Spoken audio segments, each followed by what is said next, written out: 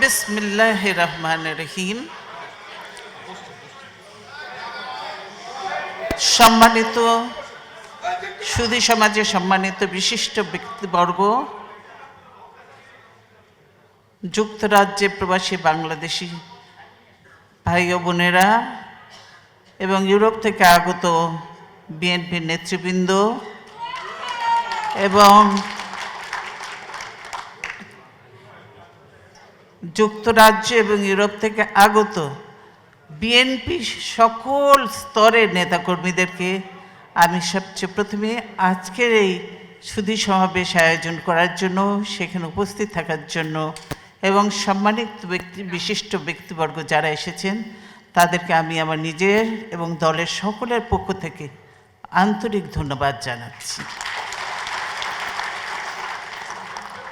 এই শীতের মধ্যে কষ্ট করে কুয়াশা ভরা এই দিন এবং রাতের মধ্যে আপনারা এসেছেন, সেজন্য অবশ্যই ধন্যবাদ পাওয়ার যোগ্য। আপনারা এমন এক দেশে বসবাস করছেন যে দেশকে বলা হয় মাদার অফ ডেমোক্রেসির কান্ট্রি, ডেমোক্রেটিক কান্ট্রি। সেই দেশে গণতন্ত্রের চর্চা হচ্ছে, সেই দেশে আইনের শাসন, সুশাসন সহ সব কিছু বিরাজ করছে। এই দেশে আমি এসেছি মূলত এবার একদম ব্যক্তিগত সফরে। চিকিৎসা এবং পরিবার, অনেক দিন আপনারা দেখেছেন যে পরিবার থেকে আমরা দূরে রয়েছি, সেজন্যই আমি পরিবারের সঙ্গেই এবার সময় কাটানোর জন্য এখানে এসেছি। তারপরেও আপনারা যেহেতু চেয়েছেন আপনাদের সঙ্গে দেখা হবে, সকলের সঙ্গে দেখা হবে, এর জন্যই আজকে আমরা সকলে এখানে উপস্থিত হয়েছি। এবং আমি আমার চিকিৎসা করেছি আল্লাহর রহমতে আমি ভালো আছি, সুস্থ আছি। এবং যদিও পরিবার তো বহুদিন পরে দেখা, কাজে তারা ছাড়তে চায় না, আরও থাকতে বলে, কিন্তু আপনারা প্রত্যেকে জানেন যে দেশের কি অবস্থা এবং এই মুহূর্তে আমাকে দেশে যাওয়াটাও প্রয়োজন, সেজন্যই আমাকে যেতেই হবে। আপনারা এখানে এতক্ষণ ধরে যে বক্তব্য দিলেন, খুব সুন্দর বক্তব্য দিয়েছেন, নেতাকর্মী সহ সুধী সমাজের প্রত্যেকে সুন্দর বক্তব্য দিয়েছেন এবং সমস্ত তথ্য, বিশেষ করে তারেক রহমান খসরু সাহেব সহ যারা বক্তব্য দিয়েছেন, আসলে আমার বক্তব্য দেওয়া হয়ে গেছে, সেখানে আমার কথা সব বলে ফেলেছে, এমন নতুন কিছু কথা নেই যে বলার আছে। তারপরেও আপনারা সকলেই কিন্তু দেশ সম্পর্কে অত্যন্ত সচেতন, চিন্তিত এবং দেশকে নিয়ে ভাবেন, এটা নিঃসন্দেহে অত্যন্ত ভালো। এবং এই বিদেশে এই যে 1.5 মাস যাবৎ আমি আছি, সেখানে যেসব দেখলাম, আমার কাছে অনেক জিনিস দেখেছি যা খুব ভালো লেগেছে। এবং তাদের যে আইন শৃঙ্খলা এবং সুন্দর যেসব আছে, আইন আছে, সেগুলি আসলে আমার মনে হয় অনেক ভালো জিনিস সেখান থেকে শেখার আছে। এবং সেগুলিরই শুধু শেখার নয়, সেগুলিকে আমাদের দেশেও এগুলিকে কার্যকর করলে আমরা মনে হয় আরও বেশি উপকার পাব, দেশের উন্নতি হবে। প্রথমে ফার্স্ট ডিসিপ্লিন হতে হবে। যদি আমরা ডিসিপ্লিন না হই তাহলে কোনো কিছু করা সম্ভব নয়। সেই জন্য শৃঙ্খলাটা অত্যন্ত বেশি প্রয়োজন। কিন্তু বাংলাদেশের শৃঙ্খলার সবচেয়ে বেশি অভাব, ঐক্যের অভাব এবং আরও নানাবিধ সমস্যায় বাংলাদেশ জর্জরিত। তার কারণ পাস্টের ঘটনাও আপনারা জানেন কারণ আপনারা এখানে বয়স্ক অনেকেই আছেন, আপনারা জানেন অতীতে বাংলাদেশ স্বাধীন হওয়ার পরে কী হয়েছিল, কী অবস্থা হয়েছিল সে সম্পর্কে জানেন। কাজে আমি সেই পাস্টে আর যাব না, কিন্তু যদি প্রেজেন্ট এবং ফিউচারের কথা আমরা চিন্তা করি তাহলে বর্তমানকে নিয়ে চিন্তা করেই তো ভবিষ্যৎকে আমাদের চিন্তা করতে হবে, বর্তমান থেকে শিক্ষা নিয়ে। বর্তমানে বাংলাদেশে কি হচ্ছে প্রতিনিয়ত আপনারা জানছেন। বাংলাদেশের মানুষ আজকে মোটেও ভালো নেই, মোটেও শান্তিতে নেই। প্রতিনিয়ত জুলুম, অত্যাচার, অন্যায় একদম মানুষের সহ্যের সীমা ছাড়িয়ে গেছে। যেখানে বলেন আপনারা সুশাসন, সুশাসন বলে কিছু নেই বাংলাদেশে। এখন বাংলাদেশে এখন কি চলছে আপনারা বললেন সবাই রং হেডেড।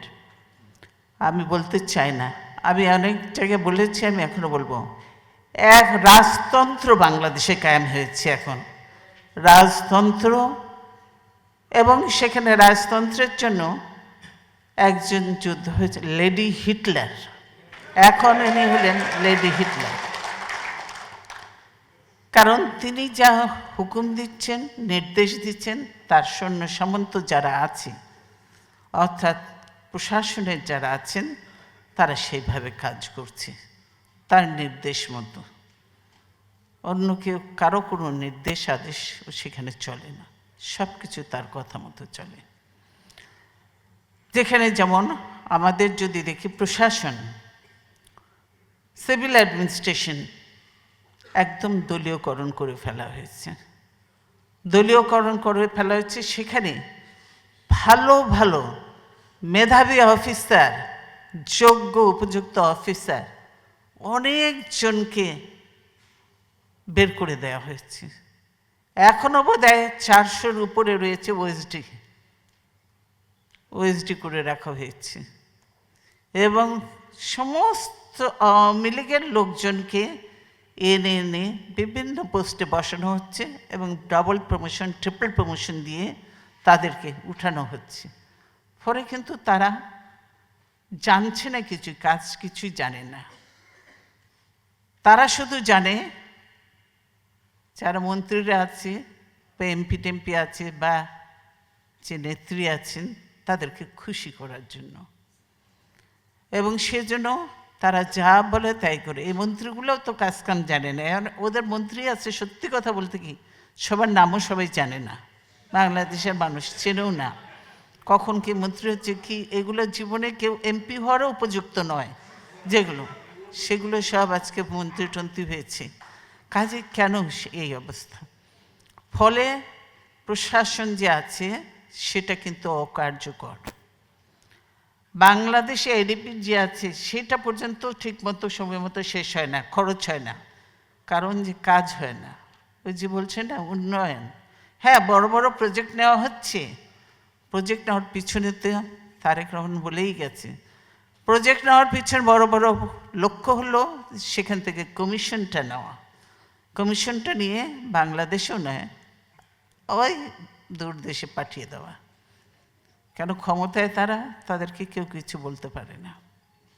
সেটা কি বলে, এই যে দুর্নীতি দমন কমিশন যেটা আছে বা দুদক যেটা আছে, তারা সেগুলো চোখে দেখে না।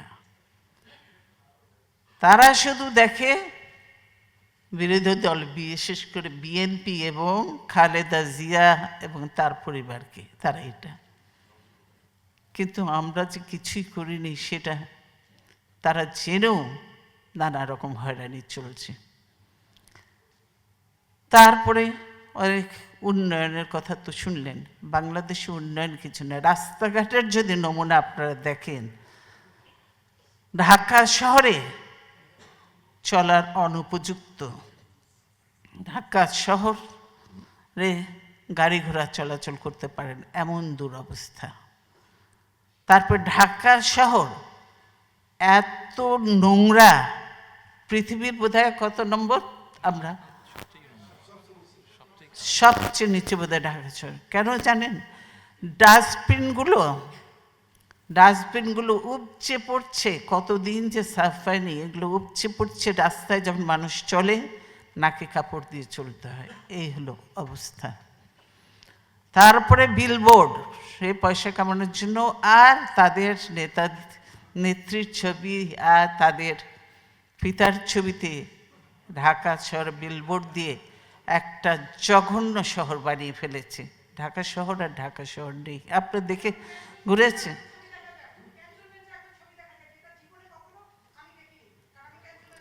ওই যে আপনি জানেন, আমিও ছিলাম ক্যান্টনমেন্টে এক সময়, কিন্তু আমিও দেখেছি কোনোদিনও আমরা কিছু করিনি, কিন্তু এখন সেটাও হচ্ছে।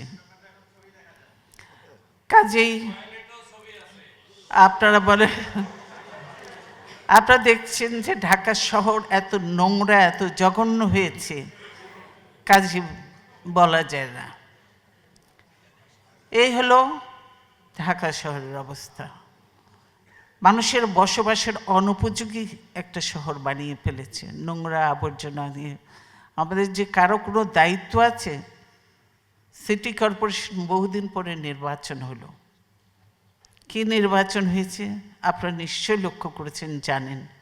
নির্বাচন, আমরা স্থানীয় সরকার নির্বাচনগুলিতে অংশ নিয়েছি। ইউনিয়ন কাউন্সিল বলেন, উপজেলা বলেন, তারপর মেয়র বলেন, আমরা এগুলোতে নিয়েছি অংশ। কারণ যেই ক্ষমতা এতটুকু আমরা বলেছি যে এগুলোতে সরকার পরিবর্তন হয় না, যে থাকে তার অধীনে এই নির্বাচনগুলি হবে, সেজন্য আমরা এগুলোতে অংশ নিয়েছিলাম। এবং ইউনিয়ন কাউন্সিল বলেন, তারপরে উপজেলা নির্বাচন, ভাগ ভাগ করে হয়েছে দুটো নির্বাচন।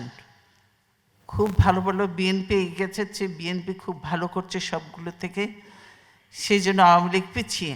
সেজন্য পরবর্তী যে আরও তিনটা হলো, তিনটাই তো হয়েছে না,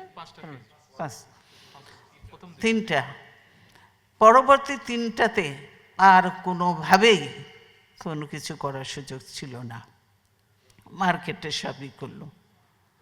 তারপরে হলো মেয়র নির্বাচন। মেয়র নির্বাচন হয়েছে সিলেটে, মেয়র নির্বাচন হয়েছে চট্টগ্রামে, মেয়র নির্বাচন হয়েছে রাজশাহীতে, মেয়র নির্বাচন হয়েছে খুলনাতে, মেয়র নির্বাচন হয়েছে গাজীপুরে, বরিশালে, এবং আমরা সবগুলোতে অংশগ্রহণ করেছি।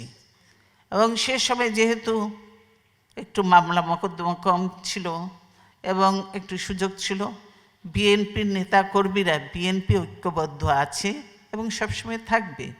বিএনপির বড় বড় নেতারা প্রত্যেকেই যে প্রত্যেকের জন্য কাজ করেছে, এবং আল্লাহর রহমতে এর থেকে কিন্তু আপনারা বুঝতে পারেন মানুষের যে কি সমর্থন আছে। মানুষ ভোট দেওয়ার সুযোগ পেয়েছিল এই মেয়র নির্বাচনগুলিতে। সেখানে কিন্তু দেখা গেছে সিলেটে কে হয়েছে, বিএনপির প্রার্থী হয়েছে। চট্টগ্রামে কে, বিএনপির প্রার্থী হয়েছে, মঞ্জুর যেটা ছিল, বিএনপির প্রার্থী হয়েছে। তারপরে রাজশাহীতে আমাদের বুলবুল, যুবদল ছিল, অনেকেই চিনবে, বুলবুল হয়েছে। তারপরে আমাদের খুলনাতে, সেখানেও আমাদের যুবদল ছিল, খুলনাতে বিএনপির প্রার্থী হয়েছে। তারপরে গাজীপুরে মান্নান সাহেবকে চেনেন, গাজীপুরে মান্নান হয়েছে। বরিশালে হয়েছে আমাদের কামাল হয়েছে, আপনারা জানেন। প্রত্যেকটাতে আমরা জিতেছি, একটাতেও কিন্তু আমরা হারি নাই। এটা কি ইঙ্গিত করলো? এটাই তো বোঝা যায় যে মানুষের সমর্থন কোন দিকে, মানুষ কি চায়, কাদেরকে চায়, কাদের মাধ্যমে দেশের ভালো হচ্ছে, কল্যাণ হচ্ছে বা হবে। কারণ মেয়রদের একটা কাজ আছে কিছু, সেই জন্যই বিএনপির প্রার্থীগুলোকে জয়ী করেছে, এবং সব মান্নান বয়স হয়েছে, কিন্তু বাকিরা ইয়াং, সব ভালো কাজ করছে। পরবর্তীতে ঢাকা সিটি কর্পোরেশনের নির্বাচন আসলো। তো আমরা বললাম, প্রথমে তো আমরা তো ঘরে বন্দি অবস্থায়, তখন আমি আমার অফিসে বন্ধ অবস্থায়। নির্বাচন আসলো, আমাদের তো, আমি বন্ধ অফিসে, ফখরুল জেলে, নেতাকর্মীরা বিচ্ছিন্ন। আমরা যে বসে সিদ্ধান্ত নিয়ে ঠিক করব যে আমরা নির্বাচনে অংশগ্রহণ করব কি করব না, সেই সুযোগটা পর্যন্ত নেই। তারপরেও কয়েকজনের সঙ্গে টেলিফোনের মাধ্যমে কিছু যোগাযোগ করতাম আমরা ঠিক করলাম যে আমরা অংশ নেব। কেন আমরা এটা ছেড়ে দেব না, খালি মাঠে গোল দিতে দেব না, সেজন্য আমরা অংশ নিলাম। এবং সেই নির্বাচনে আমরা আমাদের প্রার্থী দিয়েছিলাম। আপনারা জানেন, একদিকে ছিল মির্জা আব্বাস, আর একদিকে ছিল আমাদের মিন্টু সাহেবকে আমরা দিয়েছিলাম। আর মিন্টু সাহেবকে বলে দিয়েছিলাম, আমার যোগাযোগ ছিল ওনার সাথে, মিন্টু সাহেবকে বলে দিয়েছিলাম আপনি একজন ডামি অবশ্যই দেবেন প্রার্থী, ইন কেস যদি আপনারটা বাতিল হয়ে যায় অন্ততপক্ষে তাহলে যেন আমাদের আরেকজন কেউ থাকতে পারে সেভাবে দেবেন। মিন্টু সাহেবও বেচারা, উনিও কিন্তু লুকিয়ে, তখন ওই লুকোনো অবস্থায় কথাবার্তা হচ্ছে টেলিফোনে। তখন ওনাকে বললাম, তো উনি সেই হিসাবে আর লোক খুঁজে তখন পাওয়া যায় না, ওখানে আবার হচ্ছে প্রপোজার সেকেন্ডারি এগুলোই লাগে। মিন্টু সাহেব তো প্রথম নির্বাচন করছে, সেই জন্য ওনারা হয়তো একটু হয়েছে, ওনার একটু কিছু মিস্টেকও হয়েছে বোধহয়। তো ওনার নির্বাচনে হয়তো যে এরিয়া ভিত্তিক যে নির্বাচনী এলাকা হতে হবে, সেই পৌরসভার মধ্যে সিটি কর্পোরেশন এরিয়ার মধ্যে হতে হবে প্রপোজার সেকেন্ডার, সেরকম মিন্টু সাহেবেরটা ওরা ভুল ছিল না, কিন্তু ওরা নানা রকম বাহানা করে দেখিয়ে ওনারটা বাতিল করে দিল। তো মিন্টু সাহেবকে তখন বলেছিলাম যে শেষ মুহূর্তে, টাইম একদম শেষ, কিন্তু পরের দিনই একদম লাস্ট ডেট ছিল জমা দেওয়ার। তো মিন্টু সাহেবকে বলেছিলাম যে আপনি একজন ডামি দিয়ে রেখেন। তো মিন্টু সাহেব কাকে দিবে আর বুঝে পায় না, আমাকে বলে, আমি বলবো আমি এখন কার নাম বলবো আপনাকে ফট করে, কেন যে আবার অনেক কেস কাজের এগুলো দেখে কাকে বাতিল করে দিবে এটাও তো ঠিক নেই। মিন্টু সাহেব তখন আর কাউকে না পেয়ে তখন তিনি তার ছেলেকেই দিয়েছিলেন। আপনারা জানেন যে তাবিদ আওয়াল এখানে উপস্থিত আছে, তাবিদ আওয়াল উঠো, দাঁড়াও, একটু দেখাও চেহারাটা।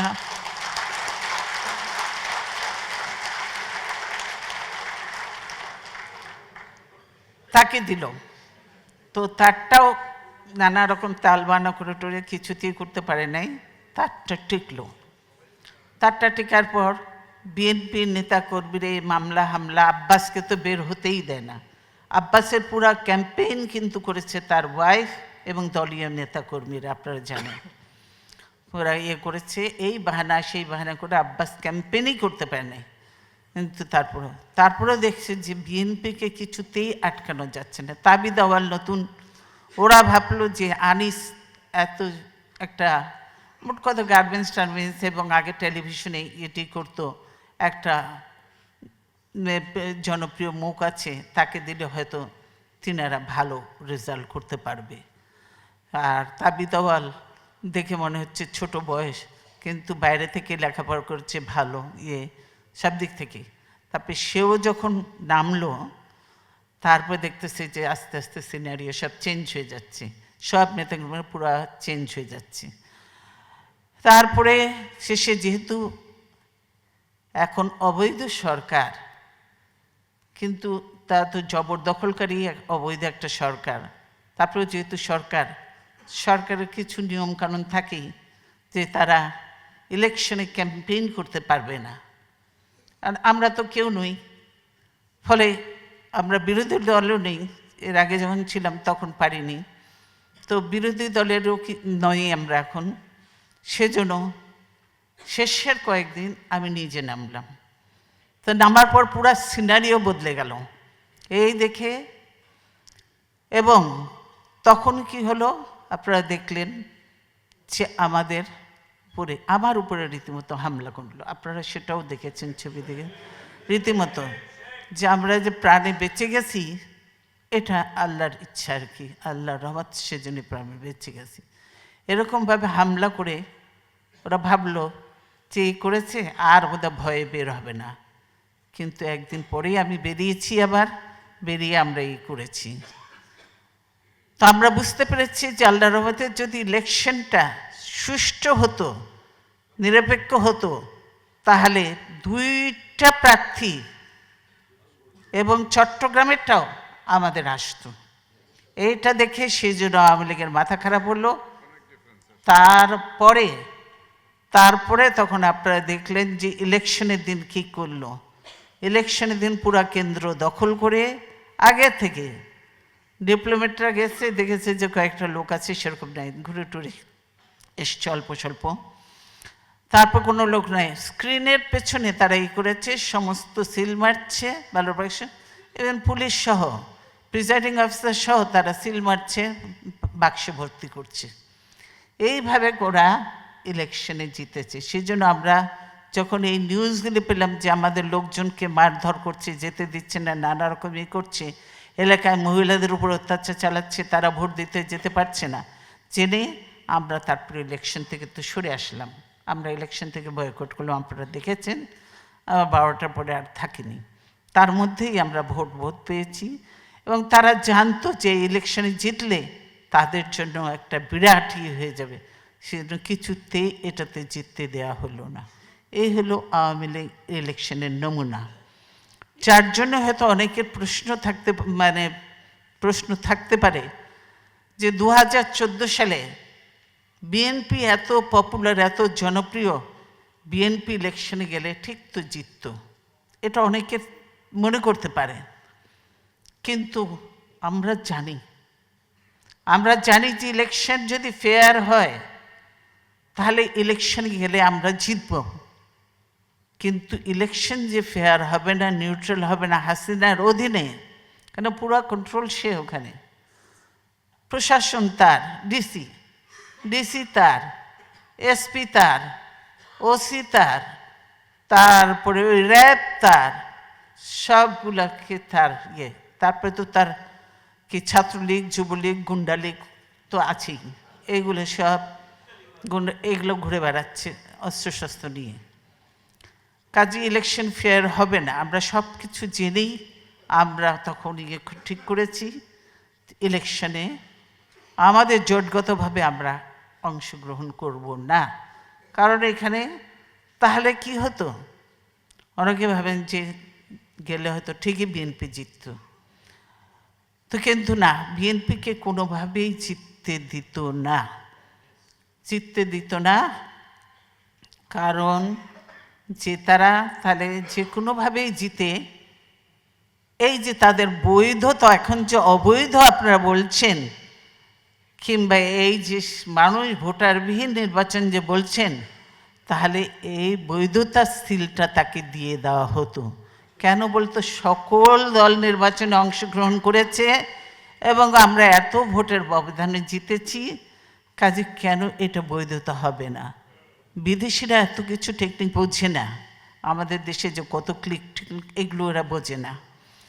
সেজন্যই তখন আমরা বিদেশিরা বলতো যে সবাই তো অংশগ্রহণ করেছে, ইলেকশন ভালো হয়েছে, উপরে তো আর বুঝতো না কিছু, তলে তো ভোটের বাক্স আলাদা করে রেখে দিয়েছে সেইভাবে, তো বুঝতো না। তখন তারা এটাকে কিন্তু বৈধতা দিত, যেটা এখন নেই। এখন তারাও বলেছে যে এই ইলেকশন ফেয়ার হয়নি এবং এই ইলেকশনে কেউ কিন্তু তাদের গ্রহণযোগ্যতা পায়নি কারো কাছ থেকে তারা।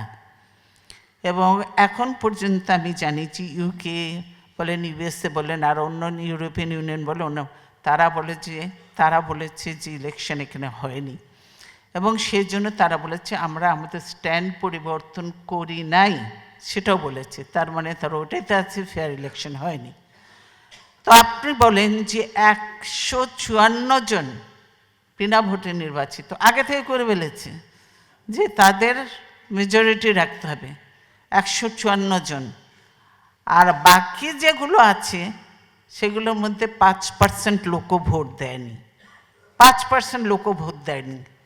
আপনারা দেখেছেন যে ভোট কেন্দ্রগুলি শূন্য, কুকুর বসে আছে, আপনারা কুত্তার ছবি সহ দেখছেন, সবই দেখেছেন আপনারা ইন্টারনেটে আজকাল, কুকুর বসে আছে, কুকুর পাহারা দিচ্ছে ভোট কেন্দ্র, পুলিশও নেই, কোনো জায়গায় প্রিসাইডিং অফিসাররা ঘুমাচ্ছে, কেউ কিছু নাই। এমনকি আওয়ামী লীগের যিনি ইলেকশনে হারিয়েছেন বা ইলেকশন এর জন্য কাজ করবে। ও আওয়ামী লীগের লোকও ভোট দিতে যায়নি, আওয়ামী লীগের লোকও ভোট দিতে যায়নি, ভোটই দিতে যায়নি। এই হলো অবস্থা। কাজেই এই সরকার সম্পূর্ণভাবে একটা অবৈধ সরকার, এবং তারা যে এগুলো পার্লামেন্টে অনেক কিছু করছে, পার্লামেন্ট কি, এখন পার্লামেন্ট হয়েছে। এই এরশাদ প্রথমে অংশগ্রহণ করে নাই, এরশাদ কিন্তু রংপুর থেকে এরশাদ উইথড্র করেছে তার সিট, ঢাকা থেকে করতে চেয়েছে, জোর করে তাকে করতে দেয়া হয়নি, তাকে সিএমএইচ এরশাদ কিন্তু অংশগ্রহণ করতে চায়নি। এখানে আবার পরিবারের মধ্যে গণ্ডগোল আছে, তাকে তো আপনারা ভালো করে চিনেন, বউয়ের সঙ্গেও গণ্ডগোল, বউ ও চায় ক্ষমতা, সেও চায় ক্ষমতা। তখন এরশাদকে যখন পারছে না তখন নিয়ে সিএমএইচে বন্ধ করেছে, করে তারপরে করেছে একটা মূলা ঝুলায় রাখছে, যে না হলে কিন্তু তোমাকে ওই মঞ্জুর মার্ডার কেস, অমুক তমুক কেস কতগুলো আছে, তোমাকে জেলে ভরে দেব। জেলে যেতে বুড়া বয়সে ভয় পায়, সেই জন্যই করে না, তারপরে যা বলে সেটা মেনে নেয়। আর রওশন এরশাদ, তিনাকেও খুব ভালো করে চিনেন, তিনিও ভীষণ লোভী মহিলা, অনেক টাকা এবং মামলা, তারও মামলা আছে আমি জানি, আমি তো তার কেস জানি, জনতা টাওয়ার থেকে নির্ভর ইয়ে করে আর অনেক কেস আছে তার। তাকে ই করা হলো, তাকে তখন বলা হলো যে ঠিক আছে আপনি বিরোধী দল হবেন। এখন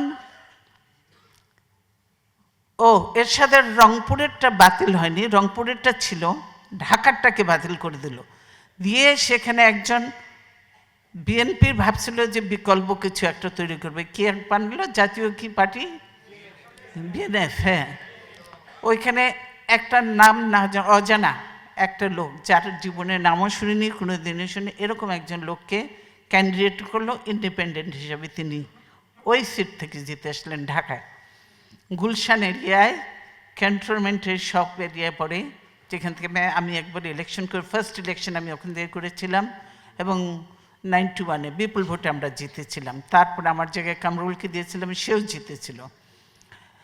কাজে সেই এরিয়া থেকে সে জিতে আসলো, এরশাদকে হারিয়ে সে জিতলো। বুঝতে পারলেন তো কীরকমের নির্বাচন হলো। এখন হলো যে হোক, একটা জোড়াতালি দিয়ে নির্বাচন বানালো, তারপরে এখন হলো পার্লামেন্ট। তা এখন তারা পার্লামেন্টও বিরোধী দলের আসন নিয়ে বসে আছে বলে বিরোধী দল, আর ওইদিকে আবার 3 জন মন্ত্রী বানায় ফেলেছে, 3 জন ওই দল, বিরোধী দলেরই 3 জন মন্ত্রী। তাহলে বিরোধী দলকে এদেরকে বলা যাবে? ওরাও তো তাহলে বলা যাবে না। তারপর একজনকে অ্যাম্বাসেডার বানাচ্ছে বোধহয় সৌদি আরবে, ওদেরই আছে অ্যাম্বাসেডার। আরও কে কে মসি, হ্যাঁ, আরও কে কে কোথায় কোথায় কী কী ছোটোখাটো দিয়েছে। এরশাদ হিমসেলফ হলো কি অ্যাডভাইজার, হ্যাঁ, অ্যাডভাইজার পোস্ট নিয়ে আছে। তো এই হলো আজকে বিরোধী দল। এবং পার্লামেন্টে দেশের এত সমস্যা, এই কোনো সমস্যা নিয়ে আলোচনা হয় না। দেশে শুধু গালি গালাজ, পার্লামেন্টে গালি গালাজ, আমরা পার্লামেন্টে নেই, কোথাও নেই, কিন্তু শুধু পার্লামেন্টে খালেদা জিয়া, তারেক রহমান আর জিয়াউর রহমানকে নিয়ে চলছে, তাদের যত গালি গালাজ আমাদের ইয়ে করছে। হ্যাঁ, এইটা হলো তাদের কাজ। পার্লামেন্টে কোনো কিছু হয় না। কাজে এই অবৈধ পার্লামেন্টে আমরা জানি, এই অবৈধ পার্লামেন্টে যত কিছু আইনি পাশ করুক, সত্যিকারের নিয়মতান্ত্রিক নির্বাচন হয়ে জনগণের সরকার আসলে কখনোই এই আইনগুলি কার্যকর হবে না। কারণ যে অবৈধ পার্লামেন্টের আইন এগুলি কার্যকর হতে পারে না। আপনারা দেখলেন যে আজকে দলীয়করণ করেছে, আমি আগে বলেছি প্রশাসন হয়েছে, পুলিশ হয়েছে, তারপরে নির্বাচন কমিশন। এই নির্বাচন কমিশন পুরো দলীয়করণ, সব দলের লোকজনকে বসেছে। নির্বাচন কমিশনার এই ভদ্রলোক একসময় আমারও সেক্রেটারি ছিল, এখন যে রকিবউদ্দিন আমারও সেক্রেটারি ছিল, প্রাইমারি এডুকেশন সেক্রেটারি, আমার সঙ্গেও কাজ করেছে। কিন্তু তিনি আওয়ামী লীগ আমি জানতাম, তারপরেও আমরা এগুলো করিনি। আমরা বলছি না, এটা ঠিক না। অফিসার হিসেবে মোটামুটি ভালো ছিল। তারপরে আমরা সেখান থেকে আবার পার্লামেন্টের সেক্রেটারি করেছিলাম, সেখানেও কাজ করেছি। এই রকিবউদ্দিনকে বের করে আনলো, তিনি আওয়ামী লীগের বের করে আনলো, এবং তিনি নরম প্রকৃতির, একদম আজ্ঞাবাহ, মেরুদণ্ডহীন অপদার্থ একটা লোক, অপদার্থ একটা লোক। আমি সবসময় বলেছি যে এমকে নির্বাচন চিফ ইলেকশন কমিশনার করা হলো। ইলেকশন কমিশন যেখানে 4% ভোট পড়ে না, সেখানে বলে যে 44% ভোট হয়েছে, তাহলে বুঝতে পারেন যে কতটা আজ্ঞাবাহ। কাজে নির্বাচন কমিশনের অধীনে কোনো নির্বাচন কি সুষ্ঠু হবে? হবে না। এই হাসিনার অধীনে কোনো নির্বাচন কি সুষ্ঠু হবে? এতগুলো কিছু দেখার পর হবে না। যার জন্যই আমাদের ডিমান্ডটা যে আমরা নির্দলীয় যে নাইব, আমরা বললাম নিরপেক্ষ সরকারের অধীনে নির্বাচন হতে হবে, হাসিনার অধীনে হলে হবে না। আর নির্বাচন কমিশনকে পুনর্গঠন করতেই হবে, কমপ্লিট পুনর্গঠন না করলে এই নির্বাচন করা, এই রকিবউদ্দিন আর হামিদুদ্দিন দিকে দিয়ে পার্লামেন্ট নির্বাচন করা সম্ভব নয়। সেজন্যই এগুলি প্রয়োজন। দেশ আজ গণতন্ত্রহীন অবস্থায়, যার জন্য দেশে এইসব ঘটনা ঘটছে, একের পর এক যে ঘটনা ঘটছে, এই গণতন্ত্রহীন অবস্থায় রয়েছে। আর সমস্ত কিছু দোষ যা কিছু হয় বিএনপি কিংবা বিরোধী দল, এই হলো অবস্থা। ওই একটা কথা আছে না, কিছু হলেই গিন্নি বলেন কেষ্ট বেটাই চোর, হ্যাঁ, তেমনি কিছু হলেই বিএনপি এই দোষ, বিএনপির দোষ দিয়ে দিল। তেমনিভাবে আপনারা দেখলেন যে একটু আগে বলেছি যে এখন পর্যন্ত আমি যদি আপনাদের, আরও বেশি হয়েছে, কিন্তু এই একটু আগের হিসাবেই আপনি ধরলে দেখবেন আওয়ামী লীগের 7 বছরের শাসন আমলে বিএনপির 3000 নেতাকর্মীকে হত্যা, 1200 জনকে গুম এবং 1012 জনকে ক্রস ফায়ারে হত্যা করা, এবং গুরুতর আহত হয়েছে 5000-এরও বেশি গুরুতর আহত। মিথ্যা মামলার সংখ্যা 24,000। আসামি করা হয়েছে 7 লক্ষ নেতাকর্মীকে, এবং অজ্ঞাত লাশ উদ্ধার হয়েছে 6478 জন। এইসব মানবজমিনের সূত্র সব এবং বিভিন্ন পত্রিকায়। এই হলো অবস্থা। বিএনপি নেতাকর্মীরা এখন জেলখানায়। তারপরে একটু আগে একজন জজ সাহেব, কি বলে, একজন ব্যারিস্টার সাহেব ওদের বলে গেছেন কোর্ট আবার রিকনস্টিটিউট করেছে, কারণ তাদের নিজের মতো করে সাজাবে, ভাবছে আবার একটা ইলেকশন করবো, সেই জন্য এরকম পায় তারা। বিএনপির সবকে যারা যারা সেরকম আছে তাদেরকে সবকে জেলে ভরে দেব, মামলা দিয়ে দেব, তারপরে তো পথ পরিষ্কার হয়ে যাবে, এই চিন্তাতে আছে। পারলে তো এখনো চিন্তায় আছে, যদি মিথ্যা মামলা কিছুটাই পারছে না, আমাকেও ভরে দেবার চেষ্টায় আছে, বুঝছেন? এটাও সত্য। কারণ যে আমি এই কারণেই বলছি, কোর্টে আমি তো গেছি কয়েকবার, আপনারা দেখেছেন পত্রপত্রিকায়, কোর্টে আমি গেছি, জজ সাহেব বসে আছি, ঠিক আছে, ওইদিকে অপরপক্ষ যারা আছে আমাদের আছে ইয়ে, তারপরে কোর্টে নিয়ে এসছে দুদকের নবমুখের যে মামলা দিয়েছে, সে মামলা একদম গুরুত্বহীন। কি জিয়া অরফানেজ ট্রাস্টের একটা, যে জিয়া অরফানেজ ট্রাস্ট আর জিয়া কি চ্যারিটেবল ট্রাস্টের মামলাটা, কয়েকটাতে আমি গিয়েছি। সেই টাকা কিন্তু সব আমাদের টাকা, সরকারে একটা পয়সাও নেই, সরকারে কিছুই নেই।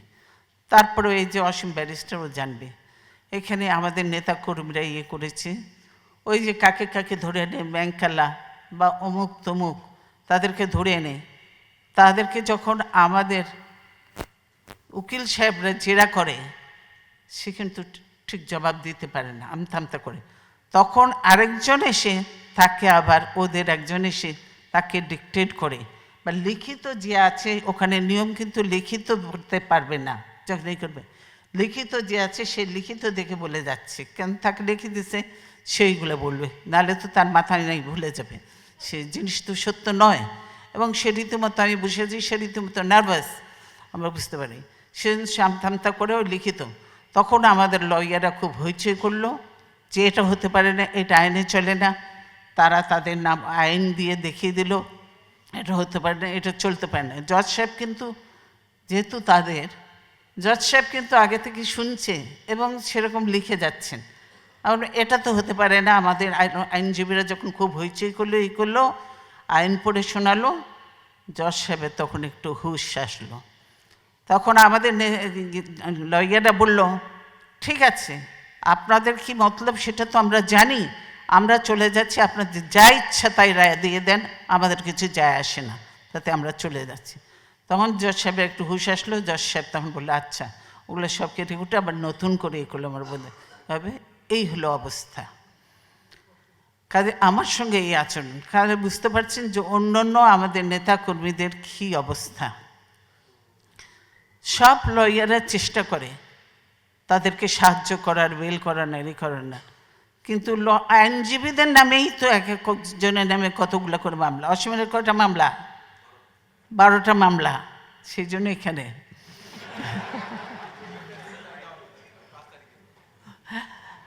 গেলেই তো ধরে ফেলবে, ধরে দিবে ভরে, কিছু বেল টেলের নাই। তারপর চেষ্টা করে যদি লয়ার হিসেবে কিছু বেল পায়, সেই সুযোগটুকু আছে।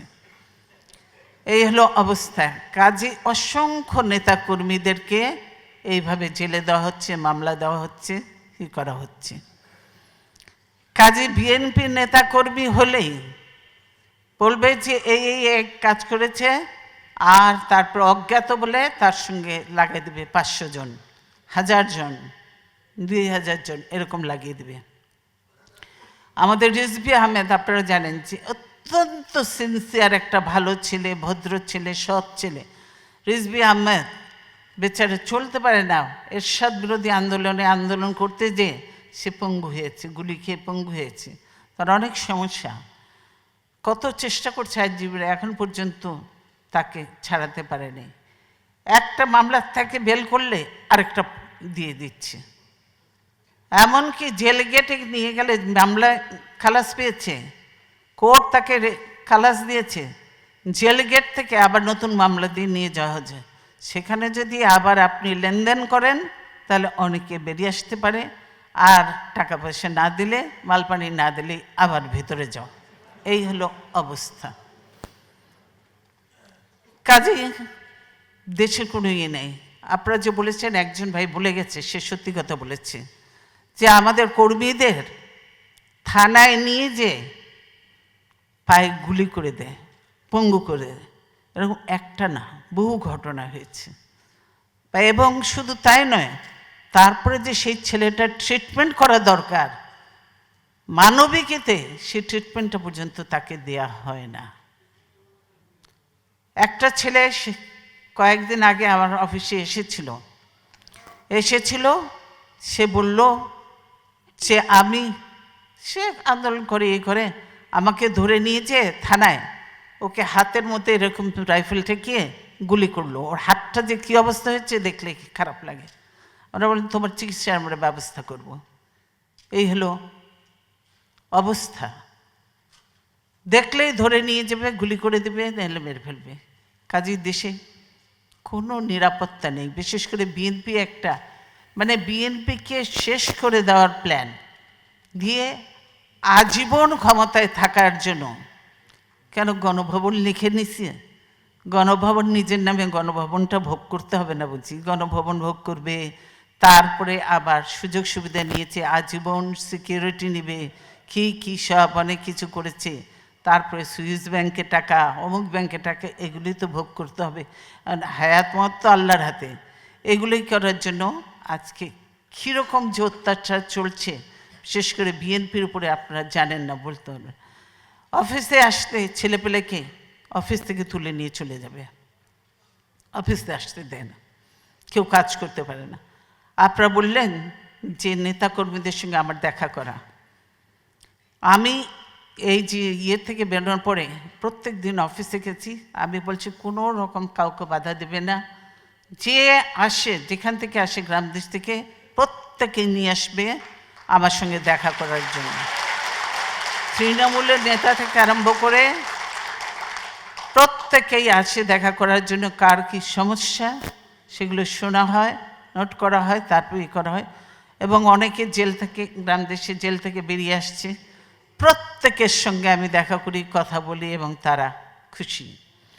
এবং সেইভাবেই নির্দেশও দেওয়া হয়েছে যে এখন আমাদেরকে কমিটিগুলিকে পুনর্গঠন করতে হবে।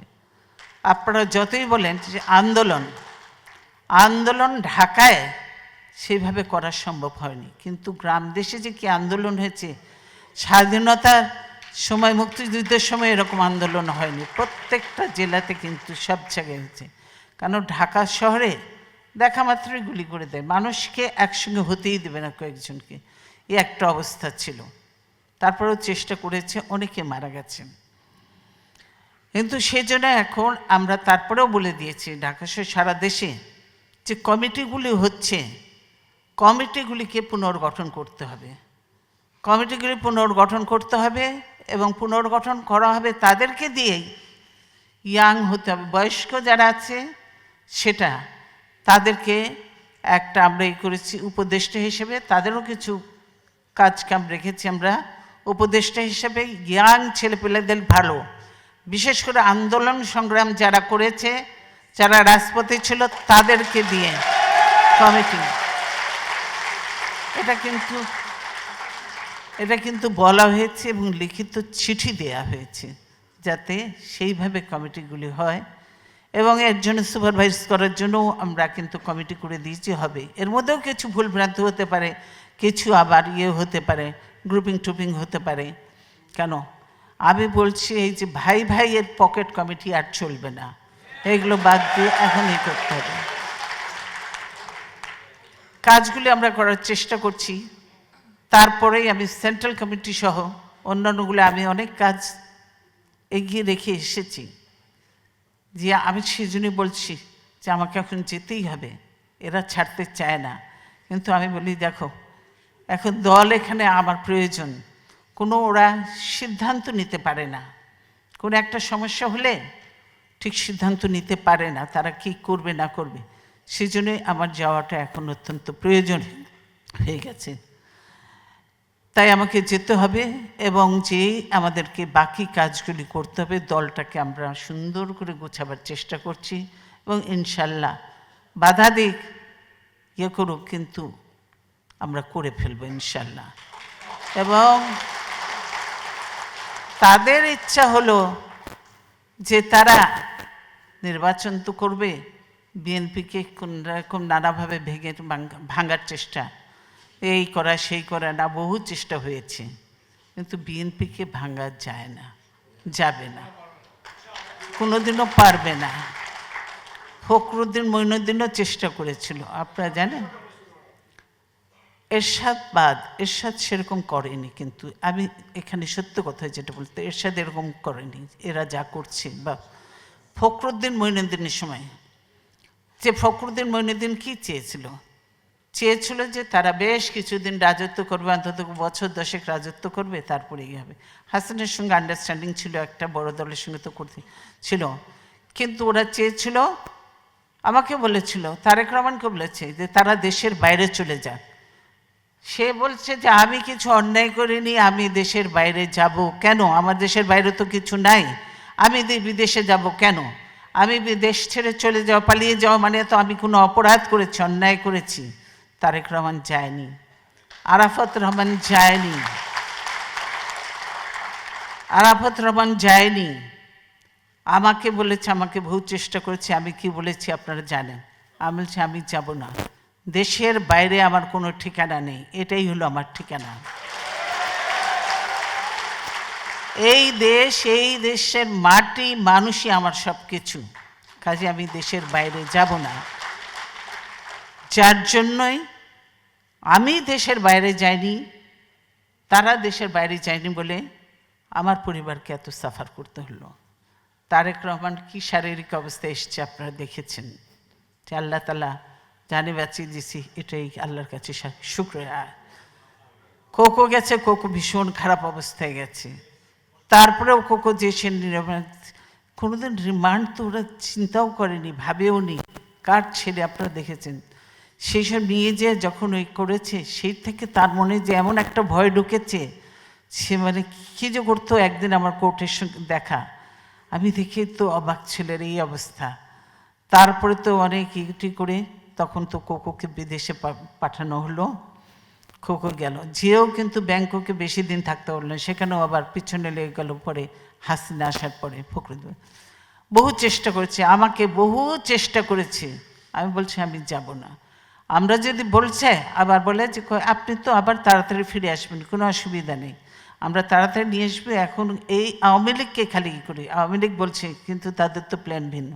আমি বলছি না, আমি দেশের বাইরে যাব না।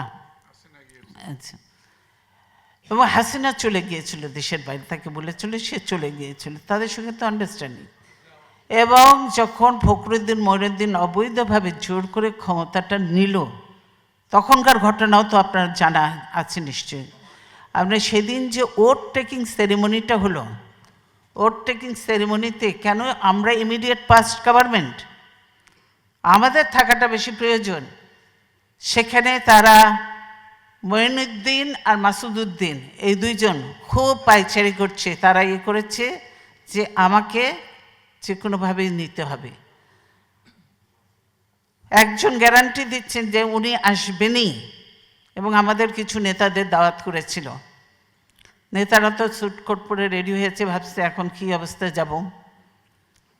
বলেছি যে না, এই সরকারও অবৈধ, ফখরুদ্দিন মঈনুদ্দিন এইভাবে ক্ষমতা নিতে পারে না। আমি বলছি ওট টেকিং সেরিমনিতে যাওয়া যাবে না, আমি যাব না। এবং আপনারা বিশ্বাস করবেন না, কয়েকজন বোঝে না, তো না বুঝে চলে গিয়েছিল বঙ্গভবনে। বঙ্গভবন থেকে আমি ফেরত আনিয়েছি তাদেরকে, ওট টেকিংয়ে বসতেও দিইনি, বঙ্গভবন থেকে টেলিফোনে ফেরত এনেছি তাদেরকে বসতে। তো বিএনপি নেই, হাসিনা গেছে খুব লাফাতে লাফাতে। যেহেতু তিনি কি বলেছেন, আমাদের আন্দোলনেরই ফসল তিনারা আন্দোলন করেছে, মঈনুদ্দিন ফখরুদ্দিনকে এনেছে। তার মানে তারা একটা সুষ্ঠু নির্বাচন চায়নি, যার জন্যই তারা সেইগুলি করেছে। অথচ এই দাবিটা তো ছিল তাদের, এই যে তত্ত্বাবধায়ক সরকারের দাবি, এই দাবির জন্য কতদিন হরতাল করেছিল, 172 দিন হরতাল করেছিল। পোর্ট, চিটাগং পোর্ট সহ বন্ধ রেখেছিল, সব কিছু অচল ছিল, আপনারা দেখেছেন। এইভাবে করেছে, কত জ্বালাও পোড়াও ভাঙচুর, কত মানুষ হত্যা করেছে, এগুলো তারা ভুলে গেছে। এখন হরতাল হলে, আন্দোলন হলে বিএনপির দোষ দেয়।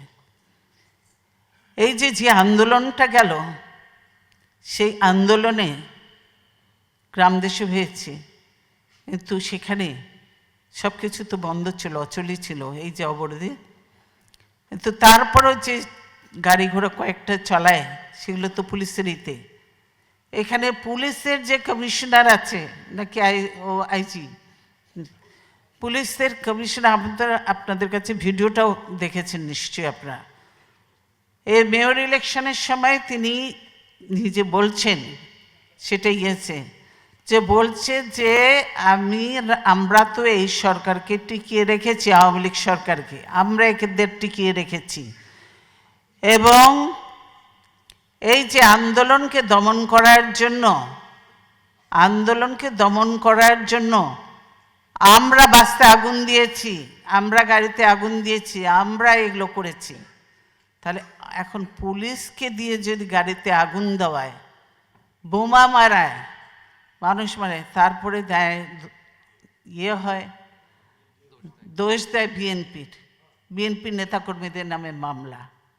তারা বলে আমরা এগুলো করে আন্দোলন দমন করেছি আর আওয়ামী লীগকে ক্ষমতায় রেখেছি। এখন রাজারবাগের ভোট, সেখানেও জানেছেন পুলিশরা যত কিছুই হোক তাদের মধ্যেও তো নানা রকমের মত আছে, ভালো মন্দ সবই আছে।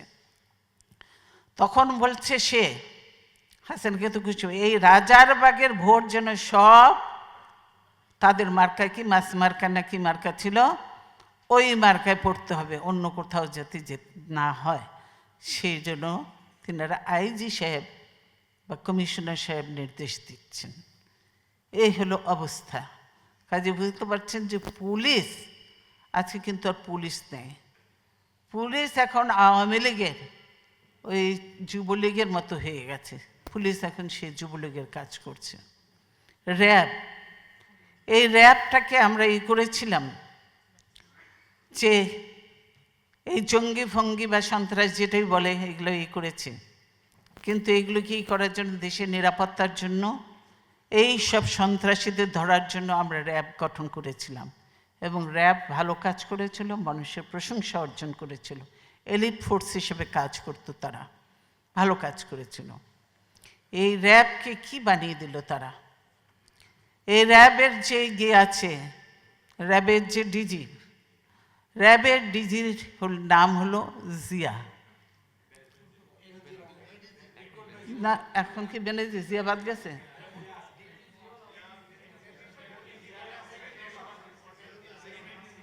না, জিয়া ফার্স্ট ম্যান, বেনজির সেকেন্ড ম্যান। ও বেনজির এখন উপরে চলে গেছে, হতে পারে সে। এখন বেনজিরকে দিয়ে দিয়েছে, কেন গোপালী দিতে হবে, নাহলে তো আবার কপাল ফোড়া যাবে, সেজন্য বেনজিরকে দিয়ে। হ্যাঁ, আচ্ছা, বেনজিরকে দিয়ে দিয়েছে এখানে। এবং বেনজির কি করেছে, কত মানুষ যে বেনজির মেরেছে তার হিসাব নিয়ে তো দিলাম। নারায়ণগঞ্জের ঘটনা তো আপনারা জানেন, নারায়ণগঞ্জের ঘটনা যে হয়েছে, কিভাবে তারা মানুষ মেরেছে আপনারা দেখেছেন। কারা জড়িত, সেখানে তো র্যাব পুরো জড়িত, সেগুলো সব অস্বীকার করেছে। আপনারা যে বলছেন যে এই যে জঙ্গি মাঝে মাঝে হাসিনাই এই কথাটা বলেছে, একবার যে ইউনাইটেড নেশনে পর্যন্ত বলেছে জঙ্গির কথা, হাসিনা বলেছে। আপনারা করেন কিসের জন্য, যেন কয়েকদিন পর পর বিদেশিদেরকে ভয় দেখাবার জন্য এটা বলে, বিদেশিদেরকে ভয় দেখাবার জন্য, যে কারণ আমরা যদি চলে যাই তাহলে বিএনপি আসলে আবার জঙ্গিদের উত্থান হবে। কিন্তু জঙ্গিদের উত্থান যে তাদের সময় হয়েছে এটা তারা কিন্তু ভুলে যাচ্ছে। যত ঘটনা ঘটেছে দেখেন আপনারা, কি বলে জানি, যশোরের উদীচীর ঘটনা আপনারা দেখেন, আওয়ামী লীগ তখন ক্ষমতায়, তখন এটা ঘটেছে। তারপরে পল্টনের ঘটনা, সিপিপির বোমা মারা, সেটা ইয়েতে হয়েছে। রমনার বটমূলে পয়লা বৈশাখে, সেটা আওয়ামী লীগের সময় হয়েছে। গোপালগঞ্জের গির্জার বোমা হামলা, সেটাও আওয়ামী লীগের সময় হয়েছে। নারায়ণগঞ্জে যেটা, সেটাও তাদের হয়েছে। এরকম বহু ঘটনা, কিন্তু একটা জঙ্গি কেউ ধরে নাই। আমরা সরকারে আসার পর সবগুলা জঙ্গিকে আমরা ধরেছি, সব জঙ্গিকে আমরা ধরেছি, তাদেরকে সাজা দিয়েছি এবং তারা সাজা সবই করেছে, জঙ্গি শেষ। আমরা বলেছি কি, এখন আমি আর বেশি যাব না, আমরা বলতে চাই এগুলো বর্তমান, কিন্তু ভবিষ্যতে আমাদের চিন্তা করতে হবে দেশের জন্য। দেশের অর্থনীতি আজকে অত্যন্ত খারাপ। খসরু সাহেব বলেছে, তারেক রহমান বলছে, আমি সংক্ষেপে বলছি। কারণ যে দেশের অর্থনীতিকে শেষ করে দিয়েছে। মুহিত সাহেবও ব্যতিব্যস্ত, পারছে না, কোনো দিকেই পারে না। মুহিত সাহেবের কোনো কন্ট্রোল নেই, কথাও শুনে না মুহিত সাহেবের, যা ইচ্ছে তাই করছে। ব্যাংকগুলো শূন্য করে দিয়েছে, ব্যাংকগুলো সব শূন্য, ব্যাংক থেকে সব টাকা নিয়ে যাচ্ছে, তারা নিয়ে যায় যে যার মতো করছে। কয়েকটা ব্যাংক আপনারা শুনেছেন, যে ডেস্টিনি, তারপরে কি হলমার্ক, বিসমিল্লা গ্রুপ, আরও নানা গ্রুপ আছে, তারপরে শেয়ার মার্কেট আপনারা দেখেছেন, এরকম বহু, একদম ব্যাংকগুলো শেষ করে দিয়েছে। আপনারা যেভাবে গার্মেন্টস একদম শেষ হয়ে যাচ্ছে, বন্ধ হয়ে যাচ্ছে, এখন যেতে চায় না কেউ, বায়ার্সরা যেতে চায় না, কারণ বাংলাদেশের নিরাপত্তা নাই। তারপর গার্মেন্টস শেষ হয়ে যাচ্ছে, অনেক গার্মেন্টস বন্ধ হয়ে গেছে, অনেক গার্মেন্টস বিক্রি করে দিয়েছে। বাংলাদেশের অনেক ভালো ভালো বড় বড় ব্যবসায়ী দেশের বাইরে চলে যাচ্ছে, তাদের টাকা তারা বাইরে করে দিচ্ছে, কেন? তারা নিরাপত্তা পাচ্ছে না, ব্যবসা বন্ধ হয়ে গেছে। স্পিনিং মিল আমাদের বন্ধ হয়ে যাচ্ছে, টেক্সটাইল আমাদের বন্ধ হয়ে যাচ্ছে, জুট শিল্প আগেই ধ্বংস করেছিল একবার স্বাধীনতার পরে, এবার যে কটা আছে সে কটা সব বন্ধ। এমনকি ওই যে বাড়িঘর করে রিহ্যাব যে আছে, সেটার পর্যন্ত এখন ফ্ল্যাটের দাম অনেক পড়ে গেছে, তারা পর্যন্ত এখানে কোনো ব্যবসা বাণিজ্য নেই। ম্যান পাওয়ারের ব্যবসা, যেটা ম্যান পাওয়ার সব জায়গায় বন্ধ হয়ে গেছে। মিডল ইস্ট পুরো বন্ধ করে দিয়েছে, মিডল ইস্টে কোনো ম্যান পাওয়ার। মালয়েশিয়া বন্ধ করে দিয়েছে, অন্য অন্য দেশেও যেতে পারে না। এই হলো অবস্থা। কাজেই সেই জন্য কিন্তু এখন বাংলাদেশের রেভিনিউ কমে গেছে, বাংলাদেশে বিদেশি রেমিটেন্স কমে যাচ্ছে, বাংলাদেশের অর্থনৈতিক অবস্থা খারাপ। কাজে আমাদের এখন যেটা প্রয়োজন, আমরা বলেছি না, আপনারা এখানে অনেকে অনেক কথা বলেছেন, সবারই মনে রাগ আছে, দুঃখ আছে। আমরা বলেছি সব কিছু ভুলে যেতে হবে। সবচেয়ে উপরে কি, আমরা মুক্তিযুদ্ধ কেন করেছিলাম? বৈষম্য দূর করার জন্য। পাকিস্তানিরা আমাদের মধ্যে যে বৈষম্য দূর করার জন্য, সেজন্য প্রয়োজন কি? বৈষম্য দূর করা এবং জাতীয় ঐক্য। এখন ভেদাভেদ ভুলে যেতে হবে, সকলকে নিয়ে কাজ করতে হবে, জাতীয় ঐক্য এবং মেধার বিদেশে যারা আছে মেধার বিকাশ করতে হবে, ইয়াং ভালো ভালো মেধাদের নিতে হবে। বিদেশে যারা আছে, যারা বাংলাদেশকে আবার আমরা তলাবিহীন ঝুড়ি থেকে উপরে উঠিয়েছিল জিয়াউর রহমান, ইমার্জিং টাইগার, বাংলাদেশকে এখন উপরে তুলতে হবে। যত ভালো ভালো মেধা আছে সবাইকে বাংলাদেশে নিয়ে যেতে হবে, জাতীয় ঐক্য সৃষ্টি করতে হবে এবং প্রতিশোধ প্রতিহিংসার রাজনীতি বাদ দিতে হবে। প্রতিশোধ প্রতিহিংসা দিয়ে কোনো দিন কোনো কিছু হতে পারে না। প্রতিশোধ প্রতিহিংসার রাজনীতি বাদ দিয়ে জাতীয় ঐক্য করলেই সম্ভব। এখানে একটু আওয়ামী লীগ আর বিএনপির মধ্যে পার্থক্য। বিএনপি সবসময় জাতীয় ঐক্য, প্রতিশোধ প্রতিহিংসার ঊর্ধ্বে সকল নিয়ে কাজ করতে চায়। এই হাসিনা, আজকে দেশের এই অবস্থার জন্য সম্পূর্ণভাবে হাসিনা দায়ী। কারণ হাসিনা, এই যে আমি শ্রদ্ধার সঙ্গে স্মরণ করব, বিশিষ্ট সাংবাদিক ছিলেন, বিবিসি সংবাদদাতা ছিলেন সিরাজুর রহমান সাহেব, তাকে আমি শ্রদ্ধার সঙ্গে স্মরণ করছি। আমি খুব ভালো মানুষ ছিলেন, মুক্তিযোদ্ধা ছিলেন সিরাজুর রহমান সাহেব। তিনিই তার ইন্টারভিউ নিচ্ছিলেন এবং বলেছিলেন, আমি বাংলাদেশে যাব রাজনীতি করার জন্য নয়, প্রতিশোধ নেওয়ার জন্য। হাসিনা এই কথাটা বলেছে, উনি বলে এটা ঠিক হচ্ছে না, কিন্তু হাসিনা বলেছে আমি প্রতিশোধ নেওয়ার জন্য। তাই আজকে প্রতিশোধ নিয়ে বাংলাদেশকে একদম খোকলা বানিয়ে দিয়ে, বাংলাদেশকে একদম ধ্বংস করে দিয়ে, সমস্ত প্রতিষ্ঠান ধ্বংস করে দিয়ে বাংলাদেশকে তার বাপ তলাবিহীন ঝুড়ি বানিয়েছিল। এ বোধহয় তার থেকেও নিচে কোথায় কি বানাবে আল্লাহর নামে। বাংলাদেশকে ধ্বংস করে দিয়ে তিনি হয়তো দেশের থেকে চলে যাবেন। এই একটা অবস্থায় তিনি দেশ গড়তে আসেননি কিংবা মানুষের কল্যাণ করতে আসেনি, তিনি এসছেন বাংলাদেশকে ধ্বংস করতে।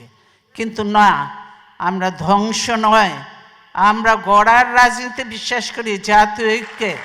সেই জন্য আমরা সুশাসন প্রতিষ্ঠা করব, মেধার বিকাশ ঘটাবো। আমরা কি বলে যেন প্রশাসন দলীয়করণ নয়, প্রশাসনকে আমরা একদম নির্দলীয় রাখবো। সেখানে বিএনপি হোক, আওয়ামী লীগ যেই হোক, তার মেধা যোগ্যতার ভিত্তিতে তিনি প্রমোশন পাবেন, চাকরিতে থাকবেন, সব কিছু করবেন, সেটা করব। আমরা পুলিশ বাহিনীকে এবং সেনাবাহিনীকে সেটা করা হবে একদম নিরপেক্ষ, নির্দলীয়। সেখানে যারাই অপরাধী হোক, সে বিএনপি হোক, আওয়ামী লীগ হোক, অন্যায় করেছে, অপরাধ করেছে, তার শাস্তি পেতে হবে, তাকে ধরা হবে, কোনো দলীয়করণ করা হবে না। আমরা সেটা করব, সুশাসন প্রতিষ্ঠা করব। এবং আমরা এই যে জুডিশিয়ারি বলেন, যে কি বলে, বিচার বিভাগের পূর্ণ স্বাধীনতা নিশ্চিত করব। বিচার বিভাগে সেখানেও দলীয়করণ করা হবে না। বিচারক যারা আছে, সে যে দলেরই থাকুক না, ভালো হলে তাকে অবশ্যই তার যোগ্যতা অনুযায়ী তাকে প্রমোশন হবে, ভালো বেঞ্চ পাবে। আমরা সুশাসন বিচার বিভাগে সম্পূর্ণ নিরপেক্ষ এবং স্বাধীনতা দেব। আমরা কি বলে নির্বাচন কমিশনকে স্বাধীন করব, যাতে বাংলাদেশে অবাধ সুষ্ঠু নিরপেক্ষ নির্বাচন হতে পারে। নির্বাচন কমিশন স্বাধীন হবে। আমরা অ্যান্টি কারাপশন কমিশনকে আমরা করে এসেছিলাম, কিন্তু সেটা ভেঙে টেকে এখন শেষ করে দিয়েছে। অ্যান্টি কারাপশনকে আমরা একদম নিরপেক্ষ নির্দলীয় করব। কারণ যেই দুর্নীতি করুক না কেন, সে জলেরই হোক না কেন, দুর্নীতি করলে অবশ্যই তাকে শাস্তি পেতে হবে, কাউকেই ছাড় দেওয়া হবে না। দুর্নীতিমুক্ত বাংলাদেশ গড়ব ইনশাল্লাহ। শিক্ষার জন্য আমরা কি করেছি মিলন জানে, আপনারা সেটা বলেছেন একটু। আজকে শিক্ষা ব্যবস্থা শেষ। এখন কি হয় শুনেছেন? আপনারা বিশ্বাস করতে পারবে না। এখন হলে যেয়ে নাকি আওয়ামী লীগের লোকজন হলে যে নাম, রোল নাম্বার আর ইয়ে দিয়ে আসে, আর বাকি ব্ল্যাঙ্ক পেপার জমা দিয়ে আসে, তারা লিখে টেকে দিবে, তারা পাস। এই হলো অবস্থা। তারপরে বলে দিয়েছে যে পাশের হার বেশি দেখাতে হবে, সেই জন্য এমনভাবে পাশের হার দেখায়, পার্সেন্টেজ বেশি দিয়ে দিয়ে, নম্বর বেশি দিয়ে দিয়ে পাশের হার দেখায়, এত পার্সেন্ট লোক পাস করেছে, শিক্ষিত হয়েছে। তারপরে যখন ঢাকা ইউনিভার্সিটিতে ভর্তি হতে যায়, তখন একজন দুইজনের বেশি টেকে না, কেউ পাস করে। যারা জিপিএ 5 পেয়েছে বলে ভালো স্টুডেন্ট, তারা এরকমই হচ্ছে। এই হলো অবস্থা। এটা চলবে না। শিক্ষা ব্যবস্থাকে আমরা দুর্নীতিমুক্ত করেছিলাম এবং সকলের জন্য শিক্ষা, বিশেষ করে বাংলাদেশের প্রতিটি ছেলে মেয়ে যেন শিক্ষিত হয় তার ব্যবস্থা করব। নতুন স্কুল অনেক করেছিলাম, আমরা আবার করব ইনশাল্লাহ, এবং মেয়েদের শিক্ষার জন্য আরও বেশি সুযোগ সৃষ্টি করব।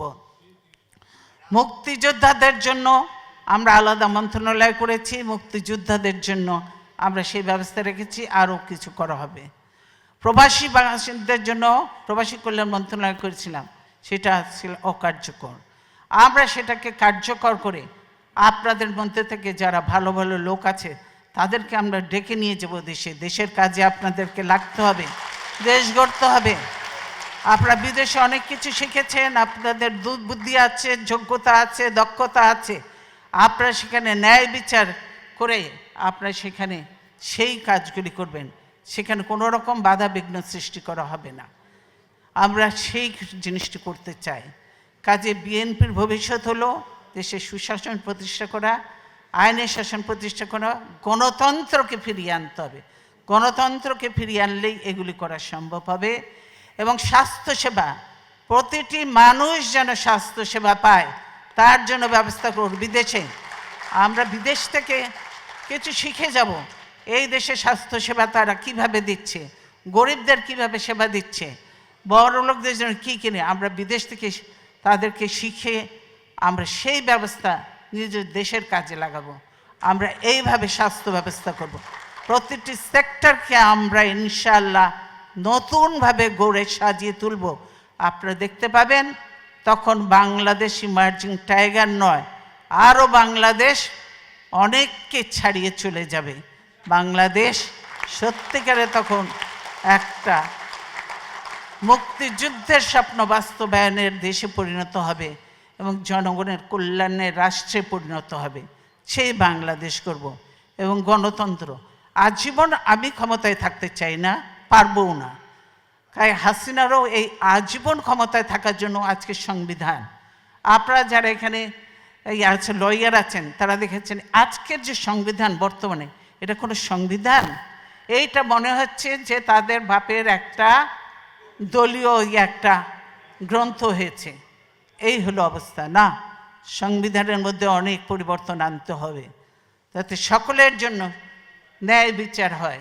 সেরকম সংবিধান একটা, সকলকে নিয়ে যারা সংবিধান প্রণেতা আছে, ভালো ভালো যারা আছে, সকলকে নিয়ে আমরা সেইভাবে সংবিধান রচনা করব। কাজে সেই জন্য আজকে আমি আর সময় নেই বলে বলতে পারছি না। এই বিডিআরের ঘটনা হাসিনা আসার 1 মাস পরেই কেন ঘটল? হাসিনা সব কিছু জানতো। 4 জনে সেদিন ডিনারে কেন যায়নি?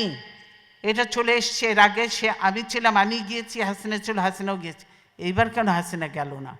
তার পরের দিন কেন ঘটনা ঘটলো? হাসিনা এবং মঈনুদ্দিন এটা জানতো এবং তারা এর জন্য দায়ী, এটা মানা যায় না। কাজেই হাসিনাকে একদিন জবাব দিতেই হবে এটার জন্য। 57 জন, হ্যাঁ আমি ক্ষতিগ্রস্ত হয়েছি, আমার ছেলেদের ইয়ে হয়েছে, তারপরেও আমি বলবো 57 জন ভালো ভালো অফিসার কিভাবে মারা হয়েছে তা চিন্তা করা যায় না। তাদের পরিবারদের সঙ্গে যে আচরণ করা হয়েছে সেটা চোখে দেখা যায় না। আমরা 57 জন অফিসারকে ই করে কাউকে পুড়িয়ে ফেলা হয়েছে, কাউকে গার্বেজের ভিতর দেওয়া হয়েছে, কাউকে আর এর সঙ্গে জড়িত ছিল আরও। আপনারা জানেন যে একজন ছিল, সে র্যাবে আমরা নিয়েছিলাম, লোকটা খুব ভালো ছিল, শায়েক আব্দুর রহমান ছিলেন, গুলজার আপনারা জানেন, গুলজার ধরেছিল ওই শায়েক আব্দুর রহমানকে। তার জন্য রাগ ছিল ওই মির্জা আজমের, তার বোনের জামাই ছিল, তার জন্য গুলজার সন্ধ্যা পর্যন্ত র্যাবকে, মঈনকে, অমুককে বারবার ফোন করেছে, হেল্প হেল্প হেল্প, সাহায্য চেয়েছে, কিন্তু কেউ এগিয়ে আসেনি। কি বলে, র্যাব আর্মি যে বসে আছে কিন্তু পারমিশন পাচ্ছে না, র্যাব ঢোকার পারমিশন পাচ্ছে না। পিলখানায় যদি তারা ঢুকতে পারতো, আমি মনে করি এরকম নয়, 2-1 জন মরতে পারতো, তো সব অফিসারকে আমরা বাঁচাতে পারতাম। দেশের এটা ছিল অ্যাসেট, আজকে দেশকে ধ্বংস করে দেওয়া হচ্ছে, আর্মিকে শেষ করে দেওয়া হয়েছে। এর জন্য অবশ্যই তারপরে তদন্ত কমিটি করে তদন্ত থেকেও বাদ দেওয়া হয়েছে। এমন সব লোকজন দিয়ে তদন্ত করতে যাকে দেয়া হয়েছিল সেটা তাকে করতে দেয়া হয়নি। তারপর সে তাকে বাদ দিয়ে আরেকজনকে দিয়েছে, দলীয় লোককে দিয়ে ইয়ে করে কোনো রকম নাম কাস্তে লোক দেখাতে হবে, সেটা করেছে। কে করেছে? তাদের লোক। এইটা বুঝতে পারছেন। কাজে বিডিআর ঘটনার সঙ্গে হাসিনা এবং মঈনুদ্দিন সরাসরি জড়িত। তারা এদেরকে নিয়ে একসঙ্গে শেরাটন হোটেল থেকে খাওয়া এনে খেয়েছে। তাদের যে তখন একজন ছিল, কি দিদি ছিল না কি ছিল, কি না, তৌহিদ তখন কোথায় ছিল? হাসিনার ওখানে ছিল না? নিজের পরিচয় দিয়ে গেছে, একসঙ্গে খাওয়া দাওয়া করেছে, সব কিছু করেছে, ভালো কাজ করেছে, বাবা দিয়ে পাঠিয়ে দিয়েছে। এই হলো অবস্থা। কাজে শুধু এই ঘটনা নয়, হাসিনা অনেক কিছুর সঙ্গে জড়িত। এবং বর্তমানে যে জঙ্গি তোলা হচ্ছে বিদেশিদেরকে ভয় দেখানোর জন্য, যে এই দেখো আমি ক্ষমতা থেকে গেলে এই দেশে জঙ্গিদের উত্থান হবে, এই দেশে এইভাবে মানুষ হতে হবে, হবে। সেই জন্য তারেক বলেছে, আমি আর বলবো না, এই যে বলেছে, আমি শুধু ছবিটা দেখাতে চাই, অ্যালার্মিং কথাটা, অ্যালার্মিং, হ্যাঁ ছবি দিয়েছে মানব জমিন, বুঝেছেন? বলছে কি, সিজারকে গুলি করা হয় কাছ থেকে, বন্ধ ছিল সড়ক বাতি বন্ধ ছিল কেন? তার জন্য দায়ী কি বিএনপি? সরকার দায়ী হতে হবে। কেন ছিল? ডিপ্লোম্যাটিক এরিয়া ওটা, সেখানে বাতি বন্ধ থাকার কথা নয়, বাতি বন্ধ থাকা। আর এখানে জড়িয়ে দিল বিএনপি, সেই আমাদের কাইয়ুমকে জড়িয়ে দিল, যে কাইয়ুম মোটেই না। এই হলো এত মিথ্যা। হাসিনা মিথ্যে কথা বলল, মানে প্রতিনিয়ত হাসিনা মিথ্যে কথা বলছে এবং মানুষের উপরে অত্যাচার চালাচ্ছে। তাই আমরা বলতে চাই, আল্লাহ আছেন, আল্লাহ অবশ্যই দেখছেন, আল্লাহ বিচার করবেন। এবং আপনাদের বলবো যে আপনারা সকলে বুদ্ধিমান, বিবেকবান, শিক্ষিত এবং এমন এক দেশে আছেন যে দেশে গণতন্ত্র, মানবাধিকার সব কিছু আছে, এবং এদের কতগুলো সিস্টেম যে এত ভালো লেগেছে আমার কাছে। আমি মনে করি যে এগুলো আমাদের দেশেও চালু করা উচিত, এবং সুযোগ হলে ইনশাল্লাহ আমরা করব সেগুলো, তাদের কাছে আরও শিখে প্রশিক্ষণ নিয়ে করব। কাজে আমি আর বক্তব্য দীর্ঘায়িত না করে, আমি আপনারা কষ্ট করে এসেছেন, আপনাদেরকে ধন্যবাদ জানাই। অবশ্যই আপনারা দেশে আজকে, আমি সাংবাদিকদের কথা বলতেই পারিনি, সাংবাদিক আজকে মাহমুদুর রহমান জেলে অপরাধবিহীন, তারপরে সাগর রুনির কোনো বিচার আজ পর্যন্ত হয়নি, শওকত মাহমুদ জেলে, প্রেস ক্লাব আজকে আওয়ামী লীগের দখলে, আওয়ামী লীগের দখলে। এখন সুপ্রিম কোর্ট বারও দখলের চেষ্টায় আছে, বার কাউন্সিল তো কোনো রকম করেছে, ওটা নিয়েও একটা ভেজাল লেগে আছে। এই হলো অবস্থা। সব দলীয়করণ আর দখলীকরণ চলছে জমি জায়গা থেকে আরম্ভ করে। সেই বাংলাদেশ এখন মুসলমান, হিন্দু, বৌদ্ধ, খ্রিস্টান কোনো ধর্মের মানুষ নিরাপদ নয়, এবং যত দুর্ঘটনা ঘটছে তার সঙ্গে হাসিনা এবং আওয়ামী লীগ সরাসরি জড়িত, এবং তার পুলিশ বাহিনী, পুলিশ এবং র্যাব এরা জড়িত। তাই আমি বিদেশিদের কাছে আহ্বান করব, এই র্যাবের ইউএন মিশন বন্ধ করতে হবে, র্যাবকে বন্ধ করে দিতে হবে। র্যাবকে যে গুলি টুলি সাপ্লাই দেওয়া হয় এগুলো বন্ধ করতে হবে, নাহলে বাংলাদেশের নিরীহ মানুষরা মরবে, বিদেশিরাও মরবে, এবং এইগুলো সব বন্ধ করতে হবে। র্যাব, পুলিশ, এদেরকে পুলিশ, এই দেশে দেখেছি পুলিশরা হলো জনগণের সেবক, জনগণের নিরাপত্তা দেয় এরা, অথচ বাংলাদেশের পুলিশ জনগণকে ধরে নিয়ে যে ঘুষ নেয়, না হলে গুলি করে হত্যা করে জঙ্গলে ফেলে দেয়। এই হলো বাংলাদেশের পুলিশের অবস্থা। কাজেই আমরা খুব একটা খারাপ সময়ের মধ্যে দিয়ে বাংলাদেশ যাচ্ছে, আমরা অত্যন্ত কষ্টের মধ্যে আছি। তারপরেও আমি এতদিন গণতন্ত্রের জন্য সংগ্রাম করেছি, এখন অনেক বয়স হয়েছে, তারপরেও বিশ্বাস আছে, আস্থা আছে, আল্লাহর উপর বিশ্বাস আছে এবং আল্লাহর রহমত আছে। গণতন্ত্র শেষ লড়াই পর্যন্ত আমি চালিয়ে যাব, এবং দেশে গণতন্ত্র প্রতিষ্ঠা করে, গণতন্ত্র পুনঃপ্রতিষ্ঠা করে ইনশাল্লাহ তারপরে দেখা যাবে, আল্লাহ যা কপালে লিখছে তাই হবে।